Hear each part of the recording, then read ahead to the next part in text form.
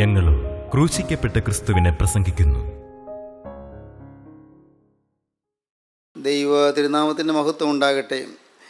അപ്പോസ്തലനായ യാക്കോബിൻ്റെ ലേഖനത്തിൻ്റെ 4-ാം അധ്യായം 13-ാം വാക്യം നമുക്ക് വായിച്ച് കേൾക്കാം. ഇന്നോ നാളെയോ ഞങ്ങൾ ഇന്ന പട്ടണത്തിൽ പോയി അവിടെ ഒരാണ്ട് കഴിച്ച വ്യാപാരം ചെയ്ത് ലാഭമുണ്ടാക്കുമെന്ന് പറയുന്നവരെ കേൾപ്പീൻ. നാളത്തേത് നിങ്ങൾ അറിയുന്നില്ലല്ലോ. നിങ്ങളുടെ ജീവൻ എങ്ങനെയുള്ളത്? അല്പനേരത്തേക്ക് കാണുന്നതും പിന്നെ മറഞ്ഞു പോകുന്നതുമായ ആവിയല്ലോ. കർത്താവിന് ഇഷ്ടമുണ്ടെങ്കിൽ ഞങ്ങൾ ജീവിച്ചിരുന്ന് ഇന്നത് ചെയ്യുമെന്നല്ലയോ പറയേണ്ടത്. നിങ്ങളോ വമ്പ് പറഞ്ഞ് പ്രശംസിക്കുന്നു. ഈ വക പ്രശംസയെല്ലാം ദോഷമാകുന്നു. ദൈവത്തിന് സ്തോത്രം. നിങ്ങൾ വമ്പ് പറഞ്ഞ് പ്രശംസിക്കുന്നു. നാളെയെക്കുറിച്ച് നിങ്ങൾക്ക് നല്ല നിശ്ചയം, എനിക്കിന്നത് ചെയ്യാൻ സാധിക്കും എന്ന് നല്ല ഉറപ്പ്. എന്നാൽ നിങ്ങൾ അറിയുന്നില്ല നിങ്ങളുടെ ജീവൻ നശ്വരമാണ് എന്ന്. നിങ്ങളുടെ ജീവൻ ക്ഷണികമാണ് എന്നറിയുന്നില്ല. ഈ ആയുസ് എത്രയോ താൽക്കാലികമാണ് നിങ്ങൾ അറിയുന്നില്ല. നിങ്ങൾ വമ്പ് പറഞ്ഞ് പ്രശംസിക്കുന്നു. ഇന്നോ നാളെയോ ഞങ്ങൾ ഇന്ന പട്ടണത്തിൽ പോയി വ്യാപാരം ചെയ്ത് ലാഭം ഉണ്ടാക്കുമെന്ന് പറയുന്നവരെ കേൾപ്പീൻ. നാളത്തേത് നിങ്ങൾ അറിയുന്നില്ലല്ലോ. നാളത്തേത് നിങ്ങൾ അറിയുന്നില്ലെങ്കിലും നിങ്ങൾ വമ്പ് പറഞ്ഞ് പ്രശംസിക്കുന്നു. നിങ്ങൾ പുകഴുന്നു. നിങ്ങൾ സ്വയം ധൈര്യപ്പെടുന്നു. സ്വയം തന്നെ ഉറപ്പിക്കുന്നു. ഈ സ്വഭാവം, ഞാനിത് ചെയ്യും, ഞാനിന്നത് സാധിക്കും, ഞാനിന്നത് നേടും, ഇന്ന കാര്യം എന്നെക്കൊണ്ട് കഴിയും എന്ന് ചിന്തിക്കുന്നതും പറയുന്നതും പൈശാചിക സ്വഭാവമാണ്. ലൂസിഫറിൻ്റെ സ്വഭാവമാണത്. നാം യെശയ്യാ പ്രവാചകൻ്റെ പുസ്തകം 14-ാം അധ്യായത്തിൽ നമുക്ക് ചില വാക്യങ്ങൾ വായിക്കാം. 14-ാം അധ്യായം 12-ാം വാക്യം നമുക്ക് വായിക്കാം. അരുണോദയപുത്രനായ ശുക്ര, നീ എങ്ങനെ ആകാശത്തു നിന്ന് വീണു? ജാതികളെ താഴ്ത്തിക്കളഞ്ഞവനെ, നീ എങ്ങനെ വെട്ടേറ്റ് നിലത്ത് വീണു? ഞാൻ സ്വർഗത്തിൽ കയറും. എൻ്റെ സിംഹാസനം ദൈവത്തിൻ്റെ നക്ഷത്രങ്ങൾക്ക് മീതെ വയ്ക്കും. ഉത്തരദിക്കിൻ്റെ അതിർത്തിയിൽ സമാഗമ പർവ്വതത്തിന്മേൽ ഞാൻ ഇരുന്നരുളും. ഞാൻ മേഘോന്നതർക്ക് മീതെ കയറും. ഞാൻ അത്യുന്നതനോട് സമനാകും എന്നല്ലോ നീ ഹൃദയത്തിൽ പറഞ്ഞത്. എന്നാൽ നീ പാതാളത്തിലേക്ക്, നാശകൂപത്തിൻ്റെ അടിയിലേക്ക് തന്നെ വീഴും. നിന്നെ കാണുന്നവർ നിന്നെ ഉറ്റുനോക്കി ഭൂമിയെ നടുക്കുകയും രാജ്യങ്ങളെ കുലുക്കുകയും ഭൂതലത്തെ മരുഭൂമി പോലെ ആക്കുകയും അതിലെ പട്ടണങ്ങളെ ഇടിച്ചു കളയുകയും തൻ്റെ ബദ്ധന്മാരെ വീട്ടിലേക്ക് അഴിച്ചുവിടാതിരിക്കുകയും ചെയ്തവൻ ഇവനല്ലയോ എന്ന് നിരൂപിക്കും. അരുണോദയപുത്രനായ ശുക്ര, നീ അങ്ങനെ വെട്ടേറ്റ് നിലത്ത് വീണു. കാലാതീത കാലങ്ങൾക്ക് മുൻപ് എന്നോ ഒരിക്കൽ നിത്യനായ ദൈവത്തോട് സാത്താൻ മത്സരിച്ചു. അന്ന് അവൻ ശോഭാപരിപൂർണനായിരുന്നു. അവൻ തേജസ്സുള്ളവനായിരുന്നു. അവൻ ബുദ്ധികൂർമ്മതയുള്ളവനായിരുന്നു. ലൂസിഫർ, സാത്താൻ ദൈവത്തോട് മത്സരിച്ചു. അവൻ മത്സരിക്കുന്നത് എങ്ങനെയാണ്? ഞാൻ ഇന്നത് ചെയ്യും, ഞാൻ ഇന്നത് ചെയ്യുമെന്നാണ് പറയുന്നത്. ഞാൻ സ്വർഗത്തിൽ കയറും. എൻ്റെ സിംഹാസനം ദൈവത്തിൻ്റെ നക്ഷത്രങ്ങൾക്ക് മീതെ വയ്ക്കും. ഉത്തരദിക്കിൻ്റെ അതിർത്തിയിൽ സമാഗമപർവ്വതത്തിന്മേൽ ഞാൻ ഇരുന്നരുളും. ഞാൻ മേഘോന്നതങ്ങൾക്ക് മീതെ കയറും. ഞാൻ അത്യുന്നതനോട് സമനാകും എന്നല്ലോ നീ ഹൃദയത്തിൽ പറഞ്ഞത്. എന്നാൽ നീ പാതാളത്തിലേക്ക്, നാശകൂപത്തിൻ്റെ അടിയിലേക്ക് തന്നെ വീഴും. നിന്നെ കാണുന്നവർ നിന്നെ ഉറ്റുനോക്കി ഭൂമിയെ നടുക്കുകയും രാജ്യങ്ങളെ കുലുക്കുകയും ഭൂതലത്തെ മരുഭൂമി പോലെയാക്കുകയും അതിലെ പട്ടണങ്ങളെ ഇടിച്ചു കളയുകയും തൻ്റെ ബദ്ധന്മാരെ വീട്ടിലേക്ക് അഴിച്ചുവിടാതിരിക്കുകയും ചെയ്തവൻ ഇവനല്ലയോ എന്ന് നിരൂപിക്കും. എല്ലാവരുടെയും മുമ്പിൽ നീ ലജ്ജാപാത്രമായി തീരും. എല്ലാവരുടെയും മുമ്പിൽ നീ നിന്ദിതനായി തീരും. നീ അഹങ്കരിച്ചു. അരുണോദയപുത്രനായ ശുക്ര, നീ എങ്ങനെ വെട്ടേറ്റ് നിലത്ത് വീണു. മലാഖമാരുടെ ഒരു കൂട്ടത്തിൻ്റെ തലവനായിരുന്നു ഈ ലൂസിഫർ. ആദിയിൽ ദൈവം ആകാശവും ഭൂമിയും സൃഷ്ടിച്ചു. ആകാശവും ഭൂമി സൃഷ്ടിച്ചത് എന്നോ ഒരു ആദിയിലാണ്. അറിഞ്ഞുകൂടാ ആദി എന്നാണെന്ന്. അതേതെങ്കിലും വർഷം നമുക്ക് കണക്കൂട്ടാൻ പറ്റുകയില്ല. എത്രയോ കോടാനുകോടി വർഷങ്ങൾക്ക് മുമ്പായിരിക്കാം. എന്നോ ഒരിക്കൽ ആദിയിൽ, ഏതോ ഒരാദിയിൽ ദൈവം ആകാശത്തെയും ഭൂമിയെ സൃഷ്ടിച്ചു. ഭൂമി പാഴും ശൂന്യവുമായി തീർന്നു. ഉൽപ്പത്തി പുസ്തകം 1-ാം അധ്യായം 1-ാം വാക്യം. ആദിയിൽ ദൈവം ആകാശവും ഭൂമിയും സൃഷ്ടിച്ചു. ഭൂമി പാഴായും ശൂന്യമായും ഇരുന്നു. ഭൂമി പാഴായും ശൂന്യമായി ഇരുന്നു എന്നുള്ളത് ശരിയായി മൂലഭാഷയിൽ തർജ്ജമ ചെയ്യുമ്പോൾ ഭൂമി പാഴായും ശൂന്യമായും തീർന്നു എന്നാണ്. പാഴായും ശൂന്യമായി ഇരുന്നു എന്നല്ല. ഭൂമി സൃഷ്ടിക്കപ്പെട്ടപ്പോൾ പാഴ്ശൂന്യമല്ലായിരുന്നു. സൃഷ്ടിക്കപ്പെട്ടപ്പോൾ അതിൻ്റെ ക്ഷീണാവസ്ഥയിലല്ലായിരുന്നു. ഏതോ ഒരു നാൾ ഭൂമി സൃഷ്ടിക്കപ്പെട്ടു. അന്ന് ഭൂമി പാഴ്ശൂന്യമായിരുന്നില്ല.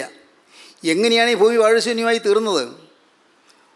ദൈവത്തിൻ്റെ സന്നിധിയിൽ ഒരു കൂട്ടം മാലാഖമാർ സാത്താൻ്റെ നേതൃത്വത്തിൽ മത്സരിച്ചു. സാത്താൻ മത്സരിച്ചു. ലൂസിഫർ എന്നാണ് അവൻ്റെ പേര്. അവൻ മത്സരിച്ചപ്പോൾ ദൈവത്തോട് സമനാകുമെന്ന് പറഞ്ഞു. സമാഗമ പർവ്വതത്തിന്മേൽ ഞാൻ ഇരുന്ന് അരുളുമെന്ന് പറഞ്ഞു. ഞാൻ മേഘോന്നതങ്ങൾക്ക് മീതെ കയറുമെന്ന് പറഞ്ഞു. അവൻ സ്വയം അഹങ്കരിച്ച് ദൈവത്തോട് സമനാകുമെന്ന് അവൻ തന്നെ ധിക്കരിച്ച് പറഞ്ഞതുകൊണ്ട് അവൻ നിത്യനായ ദൈവത്തിൻ്റെ വെട്ടേറ്റ് താഴെ പോകേണ്ടി വന്നു. അങ്ങനെ ഈ ഭൂമിയുടെ അന്തരീക്ഷത്തിലേക്ക് സാത്താനും അവൻ്റെ ദൂതന്മാരും തള്ളപ്പെട്ടു. ഈ ആയാർ എന്ന് പറയുന്ന ഈ ഭൗമ അന്തരീക്ഷം അത് പൈശാചിക സേനയുടെ താവളമായി മാറി. പൈശാചിക സേനകൾ ഈ ആയാറിൽ കുടിയിരിക്കുന്നു. ആയാറിൽ ഈ അന്തരീക്ഷത്തിൽ പതിയിരിക്കുന്നു. ഇവിടെ പാഴ്ശൂന്യമായി തീരാൻ കാരണം അങ്ങനെയാണ്. എത്രയോ കാലങ്ങൾ പാഴ്ശൂന്യമായി കിടന്നതിന് ശേഷമാണ് പിന്നെ സൃഷ്ടികർമ്മങ്ങൾ പലതും നടക്കുന്നത്. പിന്നെ നടക്കുന്ന സൃഷ്ടിപ്പിൻ്റെ വിവരണങ്ങളെല്ലാം ഉൽപ്പത്തി പുസ്തകം 1-ാം അധ്യായത്തിൽ കാണുന്ന വിവരണങ്ങളെല്ലാം എത്രയോ കാലങ്ങൾക്ക് ശേഷമാണ് നടക്കുന്നത്. ഭൂമി പാഴ്ശൂന്യമായി തീർന്നതിന് ശേഷം പിന്നീട് നിത്യനായ ദൈവത്തിൻ്റെ മഹാകാരുണ്യത്താൽ ഈ ഭൂമിയിൽ ദൈവം മനുഷ്യനെ സൃഷ്ടിച്ചു തൻ്റെ സ്വന്തം സ്വരൂപത്തിലും സ്വന്തം സാദൃശ്യത്തിലും. ദൈവത്തിൻ്റെ അതേ സ്വഭാവത്തിൽ ദൈവം മനുഷ്യനെ സൃഷ്ടിച്ചു. ദൈവത്തിൻ്റെ സ്വരൂപവും സാദൃശ്യവും ദൈവത്തിൻ്റെ സ്വഭാവമാണ്. ദൈവത്തിൻ്റെ സ്വരൂപത്തിലും ദൈവത്തിൻ്റെ സാദൃശ്യത്തിലും മനുഷ്യനെ ദൈവം സൃഷ്ടിച്ചാക്കി. പക്ഷേ മനുഷ്യൻ പിശാചിന് ഇടം കൊടുത്തു. അവൻ പിശാചിൻ്റെ വകയായി തീർന്നു. അങ്ങനെ പിശാചിൻ്റെ കാരാഗൃഹത്തിൽ അവൻ അടയ്ക്കപ്പെട്ടു. സാത്താൻ്റെ ജയിലിൽ അവൻ അടയ്ക്കപ്പെട്ടു. മനുഷ്യൻ്റെ ഹൃദയത്തിൽ സാത്താൻ വാണു. സാത്താൻ്റെ കാരാഗൃഹത്തിൽ മനുഷ്യൻ ജീവിച്ചു. അങ്ങനെ മനുഷ്യരെല്ലാവരും പാപികളായി തീർന്നു. ഏകമനുഷ്യൻ്റെ പാപത്താൽ അനേകർ പാപികളായി തീർന്നു. ദൈവത്തിന് സ്തോത്രം. ഏകമനുഷ്യനായി ആദാം പാപം ചെയ്തത് മൂലം മനുഷ്യജാതി മുഴുവനും പാപഗ്രസ്തരായി തീർന്നു. പാപത്തിന് ശാപത്തിന് അടിമകളായി തീർന്നു. അങ്ങനെ നമ്മിൽ പ്രകൃതിയാ പാപമുണ്ടായി. നാം പാപം ചെയ്തില്ലെങ്കിൽ നാം പാപികളാണ്. പാപത്തിൻ്റെ പ്രവൃത്തി ചെയ്തില്ല, പാപത്തിൻ്റെ വാക്ക് പറഞ്ഞില്ല, പാപത്തിൻ്റെ ചിന്തിച്ചില്ല, പക്ഷേ നാം പാപികളാണ്. കാരണം ആദാം പാപം ചെയ്തത് മൂലം നാം പാപത്തിൻ്റെ പ്രകൃതിയുള്ളവരായി തീർന്നു, പാപത്തിൻ്റെ സ്വഭാവമുള്ളവരായി തീർന്നു. ദൈവത്തിന് സ്തോത്രം. എന്താണ് ഈ പാപത്തിൻ്റെ സ്വഭാവം? ഞാൻ ഇന്നത് ചെയ്യും, എനിക്ക് നേടണം, ഞാൻ നേടിയിരിക്കും, എനിക്ക് ഒന്നാമനാകണം, എനിക്ക് പ്രസിദ്ധനാകണം, എനിക്ക് ഉയരണം, എനിക്ക് ദൈവത്തോട് സമനാകണം, എനിക്ക് ദൈവത്തിൻ്റെ സമാപർവ്വതത്തിന്മേൽ ഇരുന്നരുളണം, എനിക്ക് എൻ്റെ ഈ ഒരു ചിന്ത മനുഷ്യനിൽ വരുന്നത് സാത്താന്യ പ്രകൃതിയാണ്. അഥവാ ഇഗോ എന്ന് പറയുന്ന സെൽഫ് സാത്താന്യ പ്രകൃതിയാണ്. ഞാൻ പറയുന്നത് നിങ്ങൾക്ക് മനസ്സിലാകുന്നുണ്ടെന്ന് എനിക്ക് തോന്നുന്നു. ഇഗോ സാത്താൻ്റെ പ്രകൃതിയാണ്. ഇഗോ സാത്താൻ്റെ സ്വഭാവമാണ്. എന്നാൽ ഇഗോ എന്ന സെൽഫ് സ്വയം ഇല്ലാത്തവരാരുമില്ല താനും. നാം എല്ലാം സാത്താൻ്റെ പ്രകൃതിയുള്ളവരാണ്. നമുക്കെല്ലാം ഉണ്ട് ഒരു സ്വയം, ഞാൻ എന്നുള്ളൊരു ഭാവം എല്ലാവർക്കും ഉണ്ട്. ഏറിയും കുറഞ്ഞിരിക്കുന്നതേ ഉള്ളൂ. ചിലത് ഒളിഞ്ഞായിരിക്കും, ചിലത് തെളിഞ്ഞായിരിക്കും, ഒളിഞ്ഞും തെളിഞ്ഞും. എന്നാൽ ഈ ഇഗോ എന്ന ആ ഞാൻ എന്നിൽ മരിക്കണമെങ്കിൽ കർത്താവായ യേശുക്രിസ്തു എന്നിലൊന്ന് വാഴണം. യേശുക്രിസ്തു എൻ്റെ ഹൃദയത്തിൽ വന്ന് വാഴുമ്പോൾ എൻ്റെ ഇഗോ മരിക്കും, എൻ്റെ സ്വയം മരിക്കണം. അത് ഒരൊറ്റ ദിവസം കൊണ്ട് നടക്കുമെന്ന് ഞാൻ പറയുന്നില്ല. ഒരൊറ്റ നിമിഷം കൊണ്ട് ഒരു മാനസാന്തരം ഉണ്ടാകുമ്പോഴേക്കും ഇഗോ മുഴുവൻ മരിക്കുമെന്ന് എനിക്ക് തോന്നുന്നില്ല. ഞാൻ ചിന്തിച്ചിട്ടില്ല. ഇഗോ എന്ന ആ ഭീകര സ്വഭാവം മരിച്ചു കിട്ടുക എന്ന് പറയുന്നത് മരണത്തോളമുള്ള ഒരു പ്രക്രിയയാണ്. എന്നുമെന്നും എൻ്റെ ഉള്ളിൽ തന്നെയുള്ള ഇഗോ എന്ന ഞാനോട് ഞാൻ യുദ്ധം ചെയ്യേണ്ടിയിരിക്കുന്നു. ഞാനെന്ന ഇഗോയോട് ഞാൻ യുദ്ധം ചെയ്യേണ്ടിയിരിക്കുന്നു. ഞാനെന്ന സ്വയത്തോട് ഞാൻ യുദ്ധം ചെയ്യേണ്ടിയിരിക്കുന്നു. എന്നുമെന്നും ആ ഇഗോയെ അടിച്ചമർത്തി നിശേഷം ചൈതന്യമില്ലാത്തതാക്കി തീർക്കുമ്പോഴാണ് കർത്താവായ യേശുക്രിസ്തു എന്നിൽ ജീവിക്കുന്ന അനുഭവം എനിക്ക് പ്രാപിക്കാൻ സാധിക്കുന്നത്. നിരന്തരം ഇഗോയോട് യുദ്ധം ചെയ്യണം, നിരന്തരം. ദൈവത്തിന് സ്തോത്രം. ഞാൻ എന്നുള്ള ആ പ്രവണതയോട് നാം യുദ്ധം ചെയ്യണം. എനിക്ക് എൻ്റേത് എന്നുള്ള പ്രവണത നാം മാറ്റണം. നമുക്ക് എൻ്റേതല്ല എൻ്റെ യേശുവിൻ്റേത് എന്ന് വരണം. എൻ്റെ പുകഴ്ചയല്ല യേശുവിൻ്റെ മഹത്വം എന്ന് വരണം. എൻ്റെ പുകഴ്ചയല്ല യേശുവിൻ്റെ മഹത്വം. ദൈവത്തിന് സ്തോത്രം. എൻ്റെ സ്ഥാനമല്ല യേശുവിൻ്റെ സ്ഥാനം. എൻ്റെ മഹത്വമല്ല യേശുവിൻ്റെ മഹത്വം. എൻ്റേതെല്ലാം യേശുവിന്. ദൈവത്തിന് സ്തോത്രം. എൻ്റേതെല്ലാം യേശുവിന് അടിയറ വയ്ക്കുമ്പോഴാണ് യേശു എന്നിൽ വാഴുന്നത്. യേശു എന്നിൽ വാഴുന്നതാണ് വാസ്തവത്തിൽ ക്രിസ്തീയ ജീവിതം. യേശു ക്രിസ്തു വാഴുന്ന ജീവിതം. അതാണ് അപ്പോസ്തലനായ പൗലോസ് ഗലാത്യർക്ക് ലേഖനത്തിൽ പറയുന്നത്, ഞാൻ ക്രിസ്തുവിനോടുകൂടെ ക്രൂശിക്കപ്പെട്ടിരിക്കുന്നു. ഞാൻ ക്രിസ്തുവിനോടുകൂടെ ക്രൂശിക്കപ്പെട്ടിരിക്കുന്നു. ഇനി ജീവിക്കുന്നത് ഞാനല്ല, ക്രിസ്തു അത്രേ എന്നിൽ ജീവിക്കുന്നു. ഗലാത്യ ലേഖനം 2-ാം അധ്യായം വായിക്കുമ്പോൾ കാണാം, ഞാൻ ക്രിസ്തുവിനോടുകൂടെ ക്രൂശിക്കപ്പെട്ടിരിക്കുന്നു. ഇനി ജീവിക്കുന്നത് ഞാനല്ല, ക്രിസ്തു അത്രേ എന്നിൽ ജീവിക്കുന്നു. ഞാൻ ക്രൂശിക്കപ്പെട്ടു. എൻ്റെ സ്വയം ക്രൂശിക്കപ്പെട്ടു. ഇത് നാം അനുഭവിക്കണം. അത് തുടങ്ങുന്നതാണ് മാനസാന്തരം. മാനസാന്തരം കൊണ്ട് വല്ല പൂർത്തിയാവുകയില്ല. മാനസാന്തരപ്പെട്ടു, ജീവിതവും തിരിഞ്ഞു, മദ്യപാനം വിട്ടു, കൊള്ളരുതായ്മകൾ വിട്ടു, പല ചീത്ത ബന്ധങ്ങൾ വിട്ടു, അഴുക്ക് കൂട്ടുകെട്ടുകൾ വിട്ടു, പണാപകരണ സ്വഭാവം വിട്ടു, അത്യാഗ്രഹമോ ദുരാഗ്രഹമോ വിട്ടു, പല ജീവിതത്തിൽ വരുന്നതായ പാപങ്ങൾ പലതും വിട്ടു. ശരിയാണ്, പ്രവൃത്തിയിലുള്ളതെല്ലാം വിട്ടു. പക്ഷേ എൻ്റെ ഈഗോ ഞാൻ വിട്ടിട്ടില്ല. എൻ്റെ ഈഗോ ക്രൂശിക്കണം, നിരന്തരം ക്രൂശിക്കണം. ഞാൻ ക്രിസ്തുവിനോടുകൂടെ ക്രൂശിക്കപ്പെട്ടിരിക്കുന്നു. ഇനി ജീവിക്കുന്നത് ഞാനല്ല, ക്രിസ്തു അത്ര എന്നിൽ ജീവിക്കുന്നു. അപ്പോസ്തലനായ പൗലോസിൻ്റെ ആ ജീവിത അനുഭവം എത്ര ശ്രേഷ്ഠമാണ്, എത്ര ഉന്നതമാണ്. ഞാനില്ല എന്ന് ചിന്തിക്കുന്നതായ ചിന്ത, എൻ്റെ അഭിപ്രായമില്ല, എൻ്റെ ഇഷ്ടമില്ല, എൻ്റെ കാഴ്ചപ്പാടുകളില്ല, എല്ലാം പാപമുള്ളത്. എൻ്റേതെന്ന് പറയുന്നതിലെല്ലാം പാപമുണ്ട്, പാപത്തിൻ്റെ അംശമുണ്ട്. എൻ്റെ നന്മപ്രവൃത്തികൾ പോലും പാപത്തിൻ്റെ അംശമുള്ളതാണ്.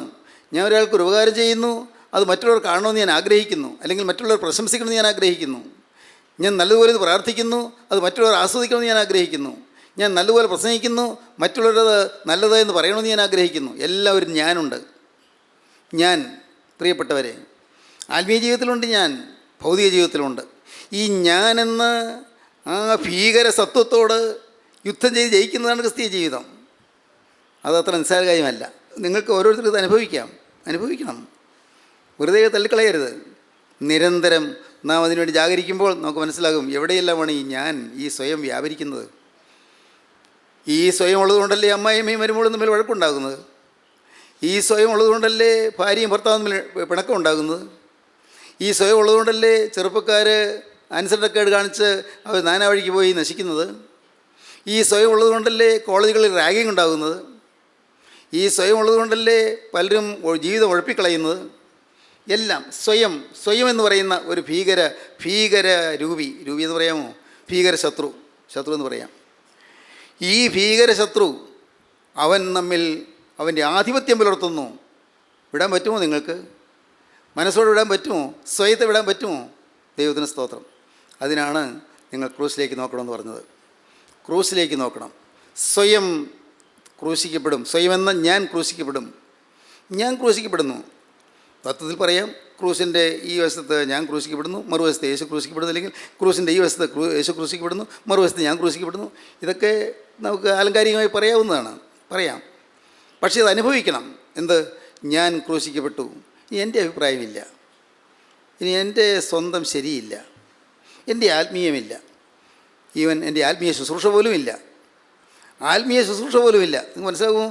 ആത്മീയ ശുശ്രൂഷ പോലും ഇനി എൻ്റെ ഇല്ല, വിട്ടു. എനിക്ക് ആരും ആകണ്ട, എനിക്കൊന്നും ആകണ്ട. ഹല്ലേലൂയ, ദൈവത്തിന് സ്തോത്രം. എനിക്കൊന്നും ആകണ്ട, എനിക്ക് ആരും ആകണ്ട. എനിക്ക് യേശുവിൻ്റെ മഹത്വം, സ്തോത്രം. എൻ്റെ ആത്മീയം പോലും യേശുവേ നിൻ്റെ ഹിതത്തിന് കീഴ്പ്പെട്ടിരിക്കുന്നു. എൻ്റെ കർത്താവേ, ഞാൻ എന്തെങ്കിലും ശുശ്രൂഷ ചെയ്യുന്നെങ്കിൽ പോലും യേശുവേ അത് നിൻ്റെ ഇഷ്ടപ്രകാരം നിൻ്റെ ഹിതത്തിന് കീഴ്പ്പെട്ടിരിക്കുന്നു. എനിക്ക് എൻ്റേതില്ല, സ്തോത്രം. എൻ്റെ ശരിയുമില്ല. ഞാൻ ശരിയെന്ന് ധരിച്ചു വെച്ചിരിക്കുന്നത് പലതും ശരിയല്ലായിരിക്കാം, എനിക്കറിയാൻ പാടില്ല. എൻ്റെ ശരിയുമില്ല. ഞാൻ എൻ്റെ ശരിയിൽ കടിച്ചു തൂങ്ങി പിടിച്ച് നിൽക്കുകയില്ല. ഞാൻ എൻ്റെ ശരി പോലും ഞാൻ വിട്ടുകളയുന്നു. നിങ്ങൾ മനസ്സിലാകുന്നുണ്ടോ? എൻ്റെ ശരി പോലും ഞാൻ വിട്ടുകളയുന്നു. എൻ്റെ ശരിയില്ല, യേശുവിൻ്റെ ശരി. എൻ്റെ ആത്മീയമില്ല, യേശുവിൻ്റെ ആത്മീയം. യേശുമയമായൊരു പ്രകൃതി, സ്തോത്രം. ദൈവത്തിൻ്റെ വലിയ നാമം മഹത്വപ്പെടട്ടെ. ദൈവത്തിന് സ്തോത്രം.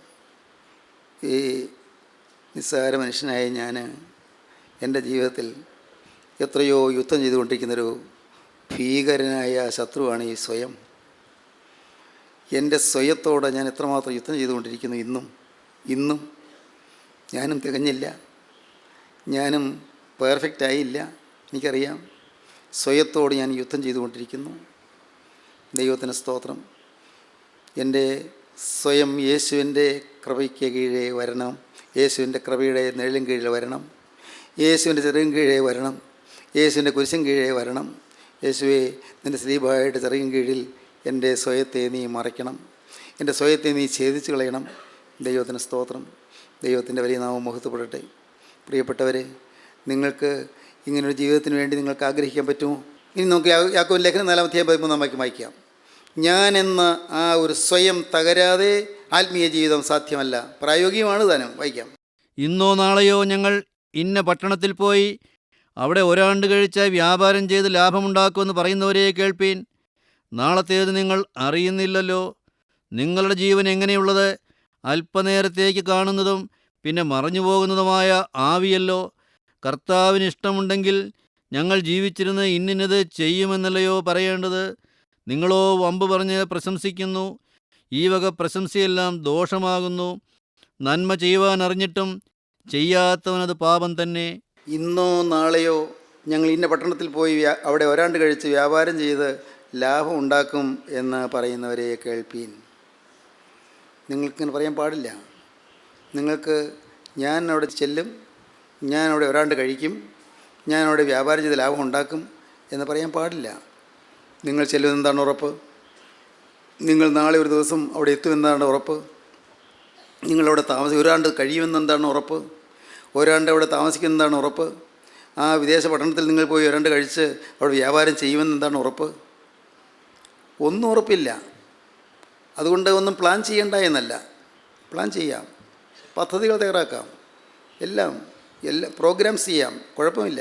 പക്ഷേ നമ്മുടെ മനസ്സിലെപ്പോഴും ഉണ്ടായിരിക്കണം, ഇതെല്ലാം ക്ഷണികം, ഇതെല്ലാം ഞാൻ പ്ലാൻ ചെയ്യുന്നു. കർത്താവേ, നിൻ്റെ ഹിതപ്രകാരം മാത്രം. യേശുവേ, നിൻ്റെ ഹിതത്തെ ഞാൻ വിട്ടുതരുന്നു. എൻ്റെ ഇതില്ല കർത്താവേ, എൻ്റെ ഈ പ്ലാനും പദ്ധതിയും ഇല്ല, എൻ്റെ പ്രോഗ്രാമില്ല, എൻ്റെ പരിപാടിയില്ല, എൻ്റെ ഇഷ്ടമില്ല കർത്താവേ, എൻ്റെ പ്ലാനിങ് ഇല്ല. ഇന്നോ നാളെയോ ഞങ്ങൾ ഇന്ന പട്ടണത്തിൽ പോയി അവിടെ ഒരാണ്ട് കഴിച്ച് വ്യാപാരം ചെയ്ത് ലാഭം ഉണ്ടാക്കുമെന്ന് പറയുന്നവരെ കേൾപ്പീൻ. നാളത്തേത് നിങ്ങളറിയുന്നില്ലല്ലോ. എന്തെല്ലാം പ്ലാൻ ചെയ്യുന്നു നാം ഈ ഭൂമിയിൽ, എന്തെല്ലാം. ദൈവത്തിന് സ്തോത്രം. നാം എന്തെല്ലാം മധുര കിനാക്കൾ മെനയുന്നു, മോഹന സ്വപ്നങ്ങൾ നാം മെനഞ്ഞുണ്ടാക്കുന്നു, ഇല്ലേ? അനേകം സ്വപ്നങ്ങളുണ്ട് നമുക്ക്. നല്ല നല്ല ആഗ്രഹങ്ങളാണ്, ശരി, പല ആഗ്രഹങ്ങളും. എന്താണ് ഉറപ്പ്? അതെല്ലാം നടക്കും. എന്താണ് ഉറപ്പ്? നമ്മുടെ മനസ്സിൽ അതുകൊണ്ട് ആഗ്രഹങ്ങൾ വേണ്ട എന്നല്ല, അംബീഷ്യസ് ആയിരിക്കണം എന്ന് ഞാൻ പറയും. അംബീഷ്യസ് ആയിരിക്കണം, ആഗ്രഹങ്ങൾ വേണം. നിങ്ങൾക്ക് ചെറുപ്പക്കാരോട് ഞാൻ പറയും, നിങ്ങൾ അംബീഷ്യസ് ആകണം. നിങ്ങൾ ജീവിതത്തിൽ ചില നല്ല ശുഭകരമായ ആഗ്രഹങ്ങൾ വെച്ച് പുലർത്തണം. നല്ലതാണ്, തെറ്റില്ല. ദൈവത്തിന് സ്തോത്രം. ചില പിള്ളേരോട് ചോദിക്കുമ്പോൾ പറയും, എന്താ മനി, നിനക്ക് എന്താണ് ആകാനൊക്കെ ആഗ്രഹം? എനിക്കൊരു അധ്യാപകനാകണം. ഒരാൾ പറയുകയാണ്, എനിക്കൊരു അധ്യാപകനാണ്. ഒരാൾ പറയുന്നു, എനിക്കൊരു എൻജിനീയർ ആകണം. ഒരാൾ പറയുന്നു, എനിക്ക് ഒരു ബിസിനസ്മാൻ ആകണം. ഒരാൾ പറയുന്നു, എനിക്ക് പോലീസ് ഓഫീസറാകണം. അല്ല, എന്തും ആകാം. ആഗ്രഹങ്ങൾ തെറ്റില്ല. എനിക്കൊരു IAS ഓഫീസറാകണം. വെൽ ആൻഡ് ഗുഡ്, നല്ലത്, തീർച്ചയായിട്ടും നല്ലത്, ആകാമല്ലോ, ആകാം. നല്ല ആഗ്രഹങ്ങൾ വെച്ച് പുലർത്താം. പക്ഷേ ഞാനത് നേടിയിരിക്കും എന്നൊന്നും നമുക്ക് അവകാശപ്പെടാൻ പറ്റുകയില്ല. കാരണം ദൈവത്തിൻ്റെ കൃപയാൽ. കർത്താവേ, നിനക്ക് കൃപയുണ്ടെങ്കിൽ, എനിക്കങ്ങനെ ഒരു ആഗ്രഹമുണ്ട്, നിനക്ക് കൃപയുണ്ടെങ്കിൽ. ഇപ്പോൾ എൻട്രൻസ് ടെസ്റ്റിന് എഴുതുകയാണ്. എൻട്രൻസ് ടെസ്റ്റ്, മെഡിസിനോ അല്ലെങ്കിൽ എഞ്ചിനീയറിനോ എൻട്രൻസ് ടെസ്റ്റിന് പോകുന്നു. കർത്താവേ, എൻ്റെ ആഗ്രഹം ഈ പ്രാവശ്യം എനിക്കിത് പാസ്സാകണമെന്നാണ്. അതെൻ്റെ ആഗ്രഹമാണ്. എൻ്റെ ഈ ആഗ്രഹം തിരുമുമ്പാകെ ഞാൻ വയ്ക്കുന്നു. നിനക്ക് ഹിതമാണെങ്കിൽ, എൻ്റെ ഏറ്റവും നല്ലത് നീ ചെയ്തു തരുമെന്ന് എനിക്ക് വിശ്വാസമുണ്ട്. നിനക്ക് ഹിതമാണെങ്കിൽ നീ ഇത് സാധിപ്പിച്ചു തരണം. കർത്താവേ, നിൻ്റെ വചനം എനിക്ക് ഓർമ്മയുണ്ട്. യഹോവയിൽ ആശ്രയിച്ച് നന്മ ചെയ്യുക, ദേശത്ത് വാർത്ത് വിശ്വസ്തയാതിരിക്കുക, യഹോവയിൽ തന്നെ രസിച്ചുകൊള്ളുക, അവൻ നിൻ്റെ ഹൃദയത്തിലെ ആഗ്രഹങ്ങളെ നിനക്ക് തരും. ഞാൻ ആ വാക്യം വിശ്വസിക്കുന്നു. നീ വാക്ക് പറഞ്ഞാൽ മാറാത്തവനാണ്. കർത്താവേ, ഹൃദയത്തിലെ ആഗ്രഹങ്ങൾ തരാമെന്നാണ് പറഞ്ഞത്. അപ്പോൾ അതിന് ചില വ്യവസ്ഥകൾ പറഞ്ഞിട്ടുണ്ട്. അത് ഞാൻ പാലിച്ചു കൊള്ളാം. യഹോവയിൽ ആശ്രയിച്ച് നന്മ ചെയ്യുക, ദേശത്ത് പാർത്ത് വിശ്വസ്തയാചരിക്കുക, യഹോവയിൽ തന്നെ രസിച്ചു കൊള്ളുക. അവൻ നിൻ്റെ ഹൃദയത്തിലെ ആഗ്രഹങ്ങളെ നിനക്ക് തരും. തീർച്ചയായിട്ടും നിങ്ങൾക്ക് നിങ്ങളതിനെ സമർപ്പിച്ചുകൊണ്ട് പ്രാർത്ഥിക്കാം. ഒരു വിവാഹാലോചന വരുന്നു, കർത്താവേ നിനക്ക് ഹിതമാണെങ്കിൽ. അത് വേറെ ആരോട് ചോദിക്കാൻ പോകണ്ട. നിങ്ങളുടെ വീട്ടിലുള്ളവർ, നിങ്ങളുടെ സ്വന്തപ്പെട്ടവർ, നിങ്ങളുടെ മാതാപിതാക്കൾ, നിങ്ങൾ പ്രിയപ്പെട്ടവർ ആലോചിക്കാം. നല്ലതാണ്. ഞാൻ പറയും, ലവ് മാരേജിനേക്കാളും നല്ലത് അറേഞ്ച്ഡ് മാരേജസ് ആയിരിക്കും. എന്നുവെച്ചാൽ ഈ ആണും പെണ്ണും ഒരുമിച്ച് കൂടി തീരുമാനിച്ച് കല്യാണം നടക്കുന്നതിനേക്കാൾ നല്ലത് മാതാപിതാക്കളോ ബന്ധപ്പെട്ടവരോ അഭ്യുദയകാംക്ഷികളോ ചേർന്ന് ആലോചിച്ച് തരുന്ന ആലോചനകളായിരിക്കും നല്ലത്. ഞാൻ എൻ്റെ അഭിപ്രായം പറഞ്ഞതേ ഉള്ളൂ. അല്ലാതെ നന്നായിട്ട് വന്ന ലവ് മാരേജസ് കാണുമായിരിക്കും. ഞാനത് സാന്ദർഭികമായി പറഞ്ഞു പോയെന്നേ ഉള്ളൂ. നിങ്ങളുടെ ജീവിതത്തിൽ ദൈവത്തിൻ്റെ ഹിതത്തിന് ഏതായാലും വിധേയപ്പെട്ടിരിക്കണം. എൻ്റെ ഇഷ്ടമല്ല കർത്താവേ നിൻ്റെ ഇഷ്ടം, എൻ്റെ ഇഷ്ടമല്ല നിൻ്റെ ഇഷ്ടം. കാരണം എനിക്ക് ഈ ഭൗതിക ജീവിതം കൊണ്ട് തീരുന്നില്ല എൻ്റെ ജീവിതം. എനിക്ക് ഈ ലോക ജീവിതത്തിന് അപ്പുറത്തൊരു ജീവിതമുണ്ട്, നിത്യതയുണ്ട്. ആ നിത്യതയിലേക്ക് ഞാൻ പ്രയാണം ചെയ്യുകയാണ്. ആ നിത്യ ജീവിതത്തിൽ ഞാൻ നരകവിധിയിലേക്ക് പോകാൻ ഇടവരരുത്. ആ നിത്യജീവിതത്തിൽ ഞാൻ നരകത്തിൻ്റെ ഭീകരതയിലേക്ക് പോകാൻ ഇടവരരുത്. നരകത്തിൻ്റെ ഭയാനക യാതനയിലേക്ക് പോകാൻ ഇടവരരുത്. അതുകൊണ്ട് ഇപ്പോൾ ഞാൻ കർത്താവേ എന്നെ തന്നെ നിൻ്റെ കരങ്ങളിലേക്ക് തരുന്നു. നാഥ, നിനക്ക് ഹിതമാണെങ്കിൽ എനിക്ക് സാധിപ്പിച്ചു തരണമേ. ദൈവത്തിന് സ്തോത്രം, ദൈവത്തിന് സ്തോത്രം. ഇങ്ങനെ നാം പ്രാർത്ഥിക്കുമ്പോൾ സ്വർഗത്തിലധികം പ്രാർത്ഥന കേൾക്കും. നിങ്ങൾ വിശ്വസിക്കൂ? നിങ്ങൾ ഒരിക്കലും ഞാനിത് ചെയ്യും എന്ന് നിങ്ങൾ അഹങ്കരിച്ച് പറയരുത്. ഇന്നോ നാളെയോ ഞങ്ങൾ ഇന്ന പട്ടണത്തിൽ പോയി അവിടെ ഒരാണ്ട് കഴിച്ച് വ്യാപാരം ചെയ്ത് ലാഭം ഉണ്ടാക്കുമെന്ന് പറയുന്നവരെ കേൾപ്പീൻ. നാളത്തേത് നിങ്ങൾ അറിയുന്നില്ലല്ലോ. ദൈവത്തിന് സ്തോത്രം. നാളത്തേത് അറിയുന്നില്ല. ഇന്ന് നമുക്ക് നമ്മുടെ ജീവിതം കർത്താവിൻ്റെ കരങ്ങളിലേക്ക് കൊടുക്കാം. ഇന്ന് നമുക്കൊരവസരം കിട്ടിയിരിക്കുകയാണ്. ഇന്ന് നാളത്തേത് നമുക്കുള്ളതല്ല. Yesterday is a history. അത് കഴിഞ്ഞുപോയി, ചരിത്രമാണ്. Tomorrow is a mystery. നാളെ എന്താണ് ആർക്കറിയാം. Today is a gift. ഇന്ന് ഒരു ദാനം എനിക്ക് കിട്ടിയിരിക്കുന്നു. Yesterday is a history, tomorrow is a mystery and today is a gift. ഇന്നലത്തേത് ഒരു ചരിത്രമായി തീർന്നു. നാളത്തേത് എന്താണെന്നിട്ട് അറിഞ്ഞുകൂടാനും രഹസ്യമാണ്. Today is a gift. ഇന്ന് അതൊരു ദാനമാണ്. ദൈവം തന്ന സമ്മാനമാണിന്ന്. ദൈവം തന്ന സമ്മാനം. ഇന്ന് ഞാൻ എന്താണ് ചെയ്യേണ്ടത്? ഇന്ന് ഞാനിതാ എന്നെ നിനക്ക് തരുന്നു. ദൈവത്തിന് സ്തോത്രം. നിൻ്റെ ഹിതം പോലെ എന്നെ നടക്കണമേ. നിൻ്റെ ഇഷ്ടം എന്നെ നിവർത്തിക്കണമേ. എനിക്ക് എൻ്റേതായൊരാഗ്രഹമില്ല. കർത്താവെ, ഞാൻ കാണുന്നു ഗോകുൽത്തായിലെ കുരിശിൽ, കർത്താവെ, നീ കുരിശിൽ മരിച്ചപ്പോൾ നിന്നെ തന്നെ ത്യജിക്കുകയാണല്ലോ ചെയ്തത്. തന്നെ ത്യജിച്ചല്ലോ, തന്നെ ഉപേക്ഷിച്ചല്ലോ, ഭാവി ഉപേക്ഷിച്ചല്ലോ, ഭാവിയിലേക്ക് ഒന്നും കരുതിയില്ലല്ലോ. കർത്താവെ, തന്നെ ത്യജിച്ചു. എന്തിന്?